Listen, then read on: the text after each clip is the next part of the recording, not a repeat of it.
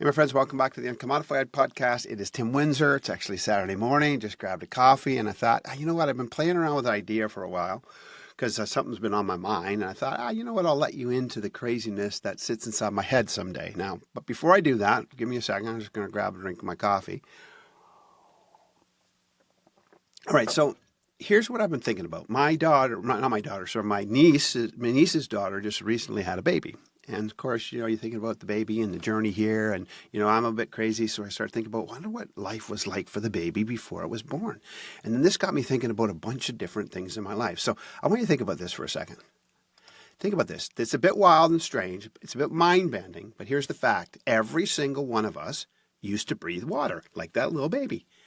Yeah, you heard me right. Okay, listen. When we were in the womb, surrounded by amniotic fluid, we weren't gulping air down. We were breathing water like a freaking fish. And if that doesn't twist your mind into knots a bit, I don't really know what will. But here's the question. Why do I want to talk about this? Here's why. Because as I've been thinking about this the last couple of days, maybe over a few scotches, I'm not really sure. Here's the question. I think it is a perfect reminder of the things that seem impossible to us. See, those brick walls in our minds, they're not as solid as they seem. At one point, something as ridiculous as breathing water wasn't just impossible. It was your reality and my reality.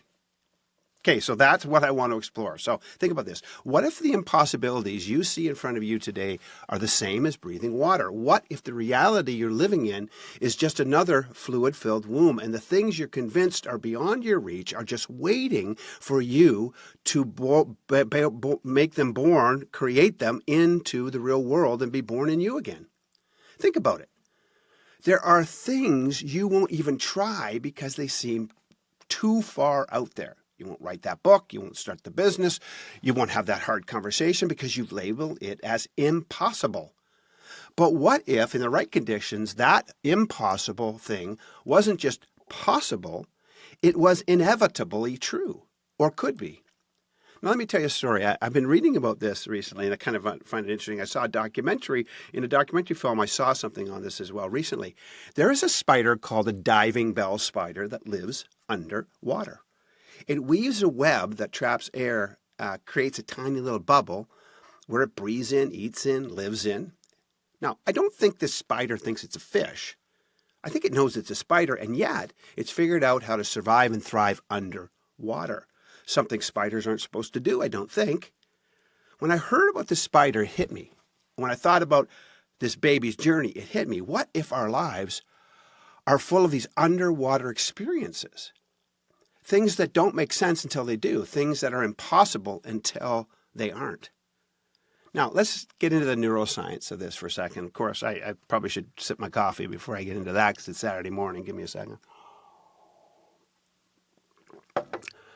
Here's what I think neuroscience tells us about this. Our brains are wired for safety. They're wired for safety, for patterns, for predictability. They crave the known and they fight against the unknown. When something feels impossible, that's often just your brain trying to keep you safe. But here's the wondrous truth. Your brain can also rewire itself. It can adapt to new realities. There's a concept called neuroplasticity. You probably have heard of this, but it's your brain's ability to change and grow even into adulthood. When you expose yourself to new ideas, when you push past discomfort, when you step into the unknown, you're essentially breathing water again. You're doing what was once possible, but now you believe isn't. Too often we convince ourselves that we're stuck. We say, that's just the way it is. But that is a lie. That's a story we tell ourselves to avoid the discomfort of change. Imagine if my niece's daughter's fetus decided it was too afraid to breathe air. Imagine if it thought, nope, I'm good here. Water's all I need.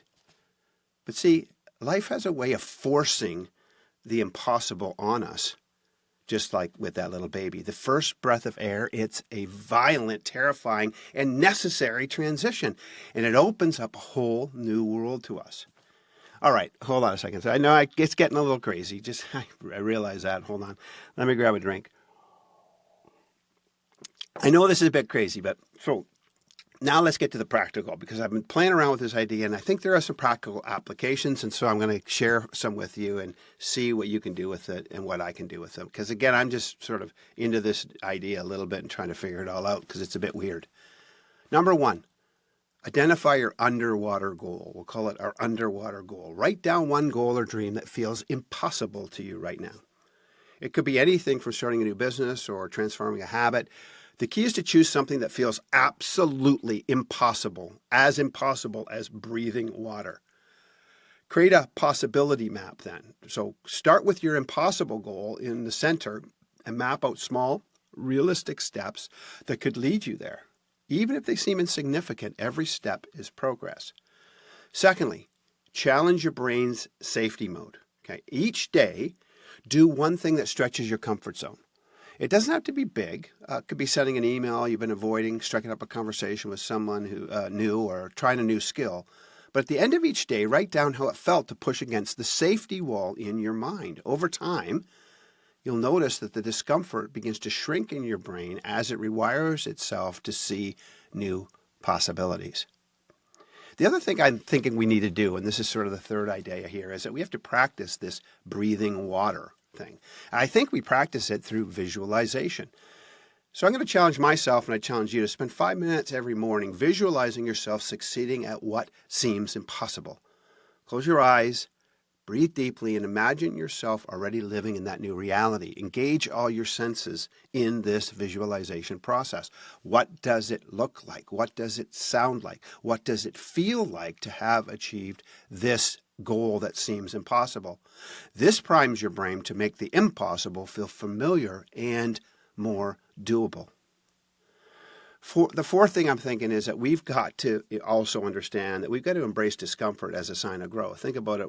The baby experience and the mother a lot of discomfort to bring that growth and to change one reality to another, to make the impossible possible and the possible impossible. When you feel discomfort, we got to embrace discomfort as that sign of growth. When you feel that kind of discomfort or fear about taking that next step towards your impossible goal, reframe it as a positive sign. That feeling of discomfort is a proof that you're stretching your limits. This discomfort, when it hits, pause and say to yourself, this is my brain protecting me, but I choose to move forward anyways. This will start to create a pattern of you choosing growth over comfort. And lastly, let's derive some wisdom from that spider. I think we should create our own diving bell environment. Just like the diving bell spider, create a small bubble of safety where you could explore the impossible. This might mean surrounding yourself with encouraging people, setting up a workshop space that inspires you, or scheduling regular time to work on your impossible goal. Designate a specific time each week as your dive time, where you only focus on exploring that impossible thing. Treat it as sacred. No distractions, no excuses. Get in your bubble. So here's my challenge to you. What is the water you need to breathe again? What is that wild, impossible thing you need to step into? Stop letting your past or your present define what your future can be. Stop letting what makes sense dictate what makes life worth living. Because here's the truth. The truth is you were born out of and in an impossible experience. And you were born for more impossible experiences to happen. The question is, do you have the guts to dive in, to breathe in water when everyone else says you can't?